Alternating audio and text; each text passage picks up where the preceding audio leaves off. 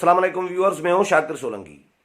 Viewers, मौलाना फजल रहमान के हवाले से आज अपडेट करूं कि मौलाना फजल रहमान ने हुकूमत मुखालिफ एहतजाजी तहरीक तेज़ करने का फ़ैसला कर लिया है। बहुत सारे दोस्त मौलाना के हवाले से कमेंट्स कर रहे होते हैं कि मौलाना आजकल क्या कर रहे हैं, एक्टिविटीज़ क्या हैं।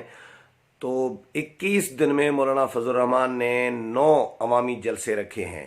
ये नया शेड्यूल आज अनाउंस हुआ है JUI की तरफ से। और पहले तो 3 जलसे आपको याद होगा कि कराची, लाहौर और इस्लामाबाद, इनके 3 जलसे रखे थे। फिर चौथा ऐड किया गया था बन्नू का, लेकिन अब 5 मजीद जलसे ऐड कर दिए गए हैं। और 20 दिन के अंदर मौलाना ये अवामी राबता मुहिम भी होगी और हुकूमत मुखालिफ एहतजाजी तहरीक का सिलसिला भी होगा। मौलाना के साथ कौन कौन सी जमातें इसमें शामिल होंगी, कौन कौन सी नहीं होंगी, इसके हवाले से भी बताऊंगा। और शेड्यूल के हवाले से कि किस दिन किस तारीख को कहाँ अवामी जलसा किया जाएगा।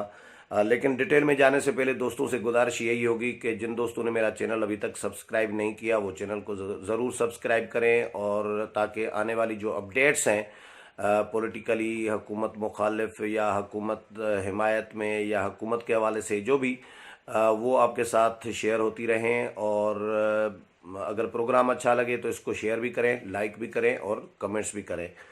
तो व्यूअर्स, एक तो 27 फरवरी से ये आगाज़ किया जा रहा है बाज़ाब्ता तौर पर। 27 फरवरी को कराची में तहफ़्फ़ुज़ आईन पाकिस्तान कॉन्फ्रेंस होगी, जिसमें 6 जमातें शरीक होंगी। अपोजिशन की जो छोटी जमातें हैं, ज़ाहिर छोटी है, पीपल्स पार्टी और नून लीग को इसमें मौलाना ने शामिल नहीं किया, क्योंकि पीपल्स पार्टी और नून लीग पर अब वो भरोसा नहीं रहा मौलाना को जो पहले मौलाना कर रहे थे आज़ादी मार्च के दिनों में या आज़ादी मार्च से पहले। आज़ादी मार्च में जो किरदार उनका रहा वो आपके सामने है। मैं लम्हा ब लम्हा आपको अपडेट करता रहा कि पीपल्स पार्टी क्या कर रही है, नून लीग क्या कर रही है, आज़ादी मार्च में किस तरह की उनकी अलामती शिरकत रही, मौलाना क्या सोच रहे हैं, किस तरह उनको एतमाद में लेकर मुशावरत के साथ लेकर चलते रहे, रहबर कमेटी कायम हुई। या इसके अलावा जो चेयरमैन सेनेट के ख़िलाफ़ तारीख़ अदम एतमाद का मामला था, उसमें मौलाना के साथ हाथ किया इन 2 बड़ी जमातों ने। तो अब मौलाना ने छोटी 5 जमातों को शामिल किया है। छठी जो JUI है, तो पीपल्स पार्टी, नून लीग और ANP, इन तीनों जमातों को आर्मी एक्ट तरमीमी बिल पर वोट देने पर और मुशावरत न करने पर मौलाना ने इनसे अलहदगी अख्तियार की हुई है। तो बाकी जो 6 जमातें हैं, जमीयत उलमा पाकिस्तान, जमीयत अहले हदीस, पख्तूनख्वा मिली अवामी पार्टी, कौमी वतन पार्टी और नेशनल पार्टी हासिल बेसंजो की, ये 5 जमातें मौलाना के साथ खड़ी हैं। और इसमें तहफ़्फ़ुज़ आईन पाकिस्तान के सिलसिले में 3 बड़े जलसे पहले ही अनाउंस कर दिए गए थे। एक 27 फरवरी को कराची का, और 1 मार्च को इस्लामाबाद का, और इसके अलावा एक जलसा जो है लाहौर का 19 मार्च को। ये 3 अनाउंस कर दिए गए थे, लेकिन अब इसमें मज़ीद इजाफा ये किया गया है कि 27 फरवरी को कराची के बाद फिर 19 फरवरी को, क्योंकि इस साल जो फरवरी है वो 28 दिन का नहीं है, 29 दिन का है। तो 29 फरवरी को रावलपिंडी में जलसा होगा। इसमें ये 6 जमातें नहीं होंगी, ये वजाहत में कर दूं। ये JUI की तरफ से है, इसमें मौलाना फजल रहमान शिरकत करेंगे और मौलाना ही खिताब करेंगे, लेकिन है हुकूमत मुखालिफ तहरीक का एक सिलसिला ही। उसी सिलसिले में 29 फरवरी को रावलपिंडी में जलसा होगा। 1 मार्च को फिर इस्लामाबाद का जलसा होगा, जिसमें भी अपोजिशन की 6 जमातें जो हैं टोटल JUI समेत वो तमाम जमातों के रहनुमा इसमें शिरकत करेंगे। ये भी तहफ़्फ़ुज़ आईन पाकिस्तान तहरीक जो है उसके सिलसिले की कड़ी होगा। 2 मार्च को फिर पेशावर में जलसा होगा, जो JUI की तरफ से शेड्यूल किया गया है। मौलाना फजल रहमान इसमें शिरकत करेंगे। बाकी 6 जमातों को इसमें अभी शामिल नहीं किया गया, लेकिन ये JUI की तरफ से होगा, मौलाना शिरकत करेंगे और खिताब करेंगे।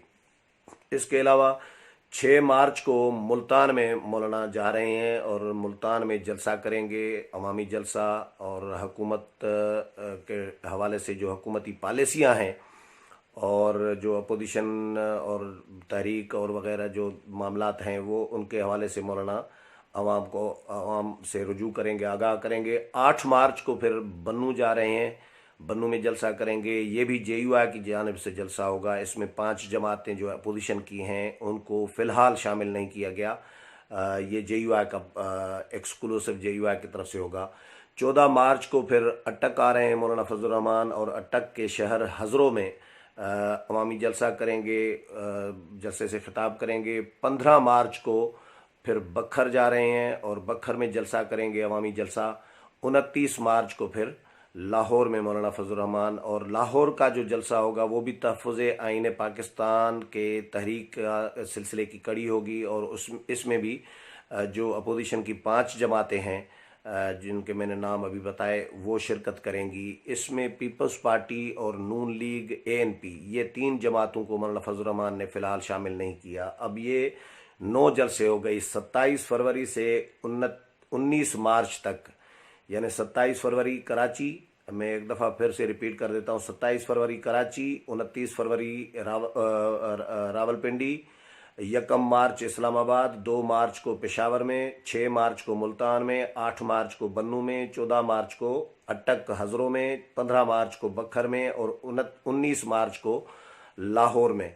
तो ये 9 जलसे 21 दिन के अंदर अंदर हो रहे हैं। मौलाना ये जो मेरी बात हुई है JUI के अहम ज़िम्मेदारों से, तो उन्होंने शेड्यूल दिया है जिन्होंने उन्होंने ये बताया है कि इसके बाद एक नया शेड्यूल भी बनेगा और ये तहरीक का सिलसिला मज़ीद तेज़ होगा। ऐसा नहीं है कि ये 9 जलसे करेंगे और उसके बाद फिर खामोशी हो जाएगी। हुकूमत मुखालिफ तहरीक को मज़ीद तेज़ करेंगे, अपोजिशन के साथ फिर मुशावरत होगी।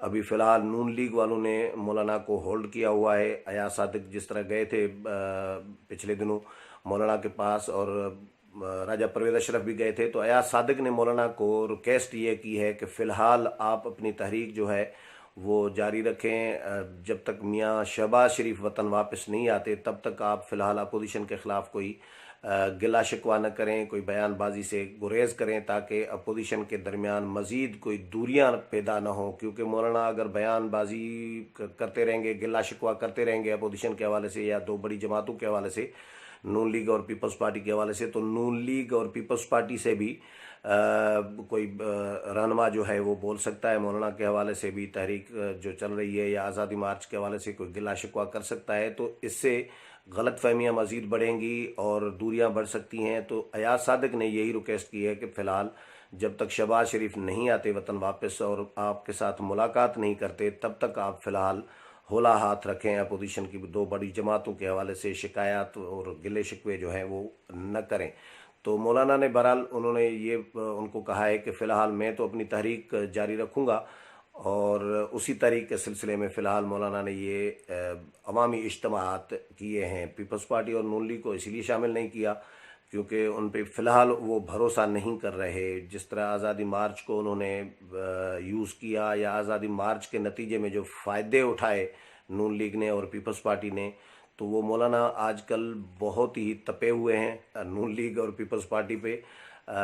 इसीलिए उन्होंने फिर उनके साथ मुशावरत का सिलसिला भी बंद कर दिया हुआ है, और वेट एंड सी की पोजीशन चल रही है मौलाना की। मौलाना ये चाह रहे हैं कि वो खुद राब्ता न करें अपोजिशन की 2 बड़ी जमातों के साथ, बल्कि वो अपोजिशन की दोनों बड़ी जमातें मौलाना के साथ खुद राब्ता करें और रियलाइज़ करें, एडमिट करें अपनी गलतियों को, रियलाइज़ करें, माने, ये तस्लीम करें कि उन्होंने या वजाहत भी करें कि उन्होंने ये क्यों किया आज़ादी मार्च के हवाले से और अपने फ़ायदे क्यों उठाए मौलाना के साथ इस तरह तारीख में मुशावरत का सिलसिला जो है वो उन्होंने क्यों बिलाक कर दिया, बंद कर दिया।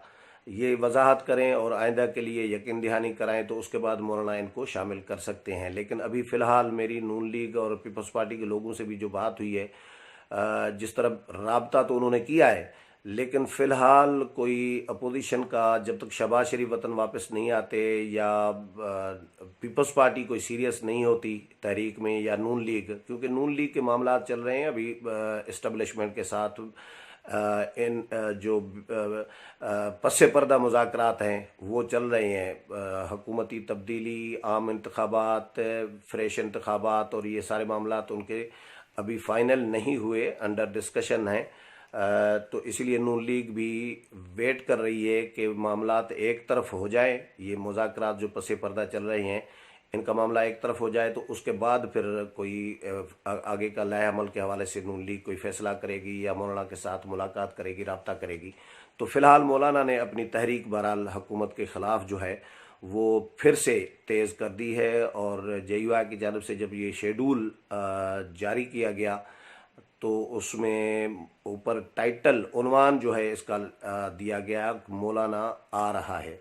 तो मौलाना फिर से आ रहा है और जलसों की सूरत में फ़िलहाल तहरीक तेज़ करेंगे। इसका नतीजा क्या निकलता है, हुकूमत के हवाले से क्या मामलात होते हैं, ये आने वाले दिनों में चीज़ें बहुत सारी क्लियर होंगी। जो भी इस हवाले से अपडेट होगा वो भी आपके साथ शेयर करता रहूँगा। अगले प्रोग्राम में फिर मुलाकात होगी, तब तक इजाज़त चाहता हूँ। अल्लाह हाफिज़।